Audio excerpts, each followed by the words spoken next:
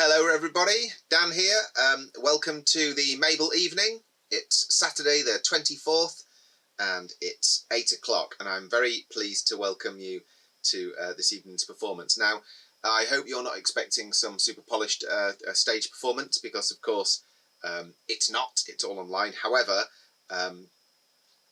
we not only have a whole stack of great writers on our books, but several of them are performance poets, this sort of thing. Before the dreaded COVID struck, we'd been talking about some of them coming to Fantastic on, and taking their performances onto the stage, doing a gig or two for us. And of course it didn't happen. And then the following year it didn't happen. And then this year it didn't happen. So I thought about a couple of the books we published. We not only have authors who are performers, we have authors whose books of performance pieces we've already published. Two names sprang immediately to mind: Mark P. Henderson, or the Master of Puns, and the wonderful George Murphy. Mark is the author of Cruel and Unusual Punishments. George Murphy is the author of M.A.B.L.E, and both of those titles are absolutely hilarious, as I hope you will agree.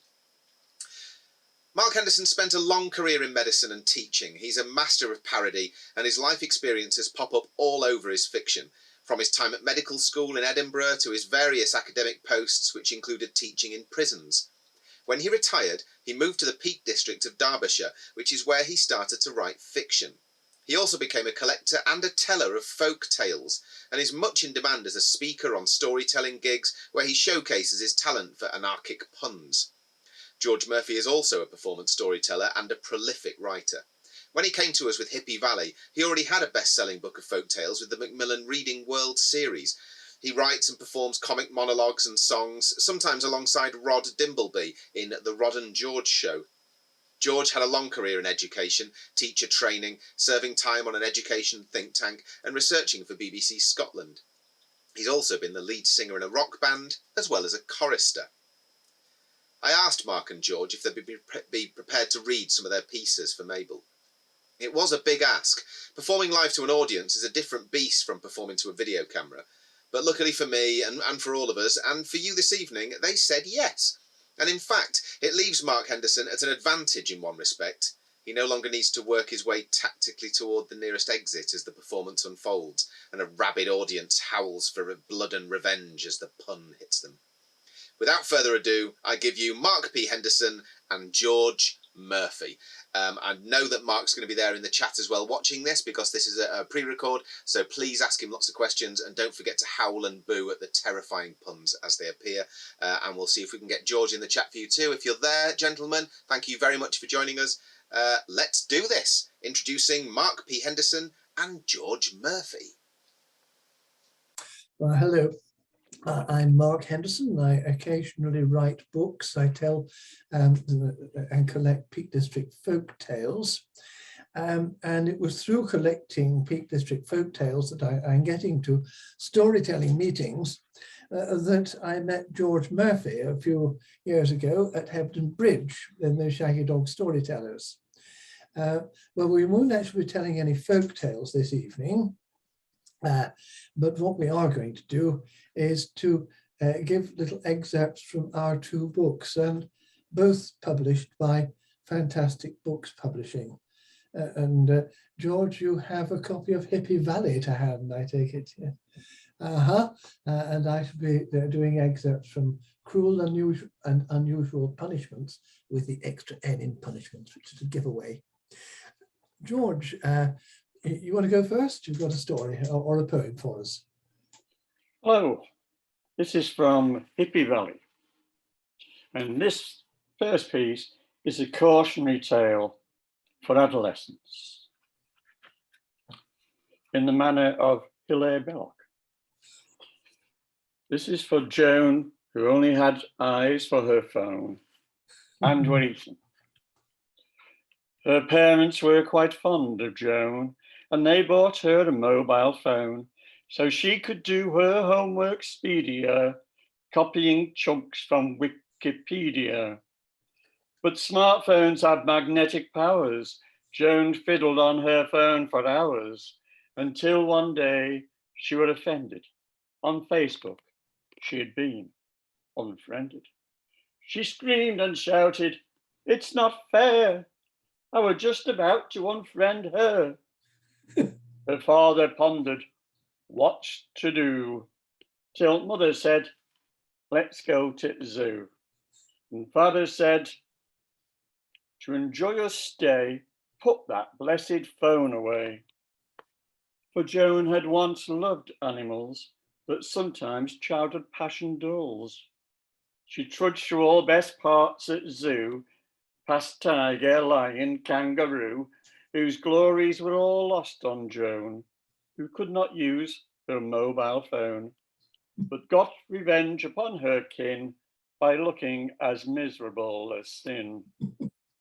Until in giant reptile house, her parents chatting spouse to spouse, through jungle ferns all dank with heat, Joan sneaked off to send a tweet.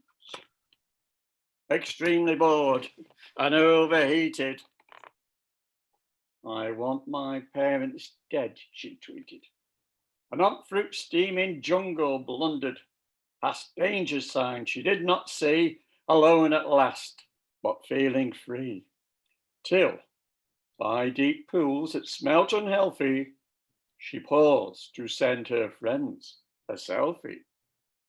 When a hungry crocodile, or perhaps it was an alligator, photobombed, then promptly ate her. Alerted by a noisy crunch, a reptile having Joan for lunch, the zookeeper, a plucky fella, sacrificed his best umbrella, and propping open creature's jaws, he dived inside to great applause. For Joan's father, a cautious chap, had bought a phone location app, and reptiles' dark insides were braved, and smartphone, though not Joan, was saved. So think on, put down that phone, or else you might end up like Joan. Okay. Oh, George, that is very splendid. Some beautiful rhymes, and very much in the spirit of M.A.B.L.E. I was reminded of M.A.B.L.E.'s Jim, who was devoured by a lion. Yes. Okay. So he was. That is Never very. never let go of nurse's hand, I remember. That's right. Yeah. And but now, yes, it is nowadays very proper to caution young people about mobile phones. Well, I can only follow that with a cautionary tale from Cruel and Unusual Punishments. Yes. On Hamish, what's his name? McTavish. Sympathy you should not lavish. You should not his fate bewail in this instructive moral tale. He was a master of deception, sly obreption and subreption, always apt to chance his luck and seek to make a dubious buck. He seemed to ply an honest trade, and for his labours he was paid as painter and as decorator. Quite an income generator. Trade for him was never slow, for Hamish kept his prices low. So he won contracts far and near. Success thought all in his career. But how did he keep his prices down? The question spread from town to town, but never were his means detected, nor were they even much suspected. Hamish, I fear, was not a saint. Invariably, he thinned his paint. A tin for 10 square yards with plenty made dilute to cover 20. When the preacher launched a search for one to paint the Baptist church, his team of trained negotiators talked to a dozen decorators. True to their business-like agenda, they opted for the lowest tender. So, despite his plan to rob, Hamish McTavish got the job. With paint well thinned, he set to work and smirked a surreptitious smirk. He painted all the roof sky blue. He made the walls look good and new. He brightened up the double doors, the steps, the window frames, and more. But judgment now was beckoning, and soon there came a reckoning. The skies grew dark, the clouds grew thick, and then it made MacTavish sick. Torrential rain began to fall and washed the paint from roof and wall. The storm left Hamish in the lurch, for very soon the Baptist church was just as ere the job was started. Hamish stood soaked and broken-hearted. Then lightning flashed and thunder cried. MacTavish then was terrified and sank upon his knees dismayed, and for forgiveness loudly prayed. The sky grew darker still, like a lead. Then, from directly overhead, there came the loud celestial roar. Repaint, repaint, and thin no more. Right. So it is really rather typical of this book. I have to say that bless David Moss for his delightful pen and ink cartoons. Indeed. I think that was what really sold the book to FB rather than anything I wrote. Anyway, George, you have another one. Yeah. Now, first of all, I must say that's one of your pieces which I myself have told, citing your good self in storytelling clubs. Oh, good. Well, thank you. And it goes down well. Lovely. It does amuse people. Okay. Okay. And next, a song, which I will now find in a moment.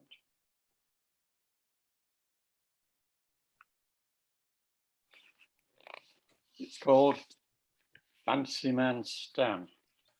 And this is based on the time when one of my few jobs when I was growing up, I had 3 sisters, was to make the fire. And that allowed me to read the court cases from the news of the world as I was blazing the fire up. It all came good when I thought of this story. I'll tell thee a tale of a singular man, Stan, Stan, fancy man Stan. For wooing of widows were his secret plan. Stan, Stan, fancy man Stan. His voice like molasses, golden his tan. He didn't chase lasses, he went after grands, and soon a rich widow were his biggest fan. Stan, Stan, fancy man Stan. Well, she gave him employment as her handy man. Stan, Stan, fancy man Stan. And hands-on enjoyment were part of her plan. For Stan, Stan, fancy man Stan. And when that old dame shuffled off mortal coil, he'd 10 grand to his name when he laid her in soil. And that's how pursuit of rich widows began. For Stan, Stan, fancy man Stan. Now to prove that first conquest weren't just flash in pan. For Stan, Stan, fancy man Stan. Next widow he courted were Dowager Anne. Stan, Stan, fancy man Stan. At art of love making, he were a magician. He got parts working long out of commission. And she changed her will and got reading at bands. For Stan, Stan, fancy man Stan. But soon after her church wedding began. To stand, stand, fancy man stand. A furious woman across that church ran. At stand, stand, fancy man stand. And her voice rang out hard in its echoing strife. Stop this charade, for I'm your true wife. And all stood like statues, except for one man. Stand, stand, fancy man stand. So off into legend that bad rascal ran. Stand, stand, fancy man stand. For wooing of widows were his secret plan. Stand, stand, fancy man stand. For he had a scheme when digging for gold to help women dream they'd never grow old. And that's how he made them change their pension plan. Stand, stand, fancy man, stand. Thank you. Oh, it is another cautionary tale, George. Yes, you can get away with it for so long. Catches up with you. Wasn't autobiographical, by the way. No, I wasn't going to suggest that for a moment. Okay. Well, one of the sets of poems in Cruel and Unusual Punishments is a collection of animal sonnets. And they too can be sung. I won't attempt to sing it. My singing voice is awful, but there's a little tune set to which the sonnets can be sung. And here is one. This all happened a good many years ago, when during one intoxicated evening, people started talking about subjects for sonnets and things that would not be subject for sonnets. And it was announced that it would be impossible to write a sonnet to an aardvark. Well, have you ever heard the word challenge? At midnight, when the puppies in the yard bark, and from the roofs the lovelorn pussies howl, through Afrikaner grassland wends the aardvark upon its nightly ant-imbibing prowl. And when the puppy slumbers by the spent grate, the pussy purrs upon its fireside pelt. Then through the darkness lumbers the identate, with moonlit eyes alone across the veldt. But when the sunrise gilds the distant mountains, and little pups and pussies all get fed, it terminates its insectivorous outing and burrows underground and into bed, saying, "Pussies and pups work hard, as I recall, but hunting ants is the hardest vark of all." Thank you. Hi, George. Well, one more each? Yep. Okay. So this book is Hippie Valley, which largely overlaps with a detective series on TV, almost the same name, Happy Valley. Ah, yes. And on the borders of Hippie Valley, it's a place called Todmorden. And rumour has it, it once belonged to Lancashire. There are strange people who live in that area. And there are reports of it being the busiest part of the country for the sighting of unidentified flying objects. And some reports suggest that there are slight rises in the local birth rate occurring following sightings of UFOs in the Todmorden area. So this is my update on that story. Gordon had a calm demeanour. Rarely had he been serener. Nighttime driving over valley, one hand steering casually, unaware so we weren't bothered. Overhead a spaceship hovered, but Gordon didn't want for nought until his engine just cut out. This circumstance made Gordon groan, but when he tried his mobile phone and found that that had also quit, he gave 3 buggers on one Brad Pitt. When sudden luminosity aroused his curiosity, a dazzling light inspired his awe, and Gordon opened driver's door. If we'd been there, we all would shout, "For God's sake, Gordon, don't get out." For we all know, though he forgot, round here's a UFO hotspot. And joggers, doggers, cows and cops have all been rounded up on tops. But in a trance, as if instructed, Ginger Gordon were abducted. Now every sci-fi student knows space aliens watch our TV shows, and Gordon's lot had special powers to make their features look like ours. And one who knew soap operas well, transformed into a femme fatale, stood first in line Gordon to greet, as Gale from Coronation Street. What happened next? His mind repressed, though tabloid journalists have guessed that, driven by some desperate need, Gale and Gordon did the deed. Despite this speculation, tawdry, no one spoke to his wife, Audrey, until at her car maintenance class, she told her secrets to our lass. When Gordon Mum went off on drive, another Gordon had arrived, identical in every way, except he asked about her day. And after bleeding radiators, made cock a van with mashed potatoes, and only winked when she demanded, "Gordon, how come that left-handed?" That Gordon had his wicked way by use of something called foreplay. And Audrey thrilled at each sensation, especially use of levitation. That night when Gordon One returned with stories of what he had learned about celebrities from space, Audrey tried to keep straight-faced.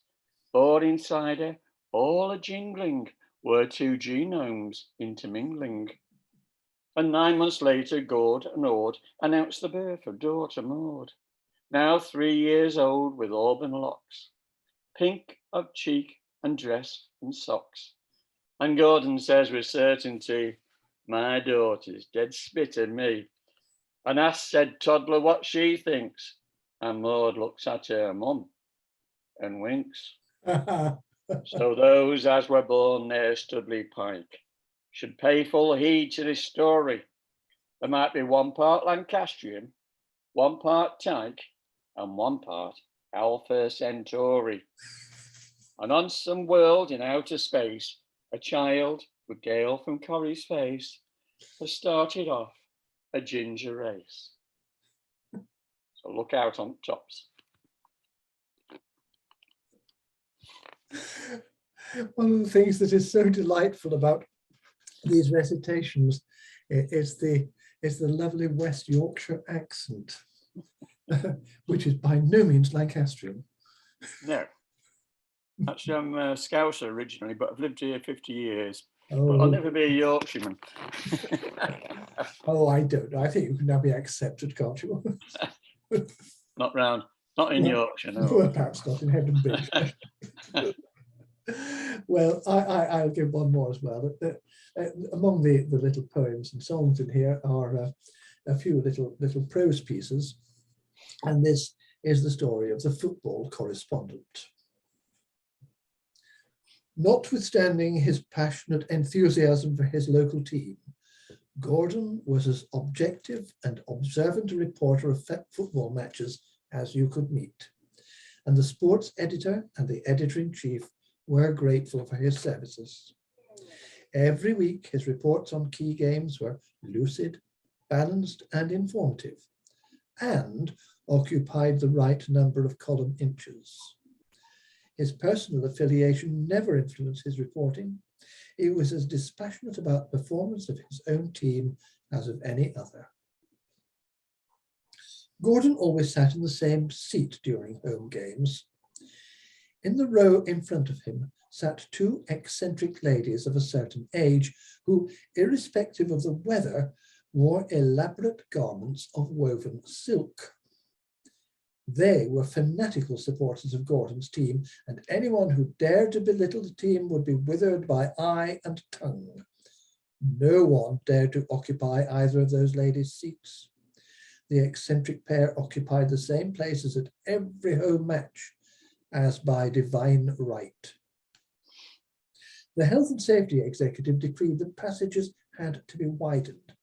Some rows had to be curtailed, some seats must be removed, and among the condemned seats were those belonging to the two ladies. Their angry representations were in vain. The row had to be shortened. The ladies were deprived of their seats. In protest, they insisted on standing at the exact positions formerly occupied by those seats. They were told that standing at matches was illegal. No one knows how far the protest would have gone had the ladies survived, but they both passed away simultaneously. Some observers hinted that it might have been suicide. Gordon was saddened by the demise of the two female eccentrics, though he was glad that they no longer stood at their former sites in the curtailed row, because their flowing silken garb had blocked his view of the pitch. However, to his annoyance, their ghosts returned and stood in those very same positions. These apparitions were translucent, but owing to their presence, Gordon's view of the match was not as clear as he would have wished. The light had to pass through the phantoms clad in woven phantom silk in order to reach his eyes. The sports editor divined that something had impaired Gordon's vision. His reports on home matches began to show a bias that had formerly been absent. He commented in detail on the shortcomings of opponents, but seemed to have eyes only for the positive aspects of the home team's performances. The editor demanded an explanation for the change in style. Gordon told him about the curtailed row of seats, the protests, the demise of the two ladies, and their silken garbed return in ectoplasmic form. "Ah," exclaimed the sports editor, "that explains it. You've been seeing the games through rose-stinted spectacles." Well delivered. I think that is quite enough. Really, I don't think anyone wants to hear any more of mine. I have my copy of Hippie Valley there on the shelf, and I love reading it, and I particularly love hearing you tell pieces from it, George. Thank you very much for joining me this afternoon. It's been a pleasure talking to you again. Pleasure was all mine. Okay. See you soon. Okay.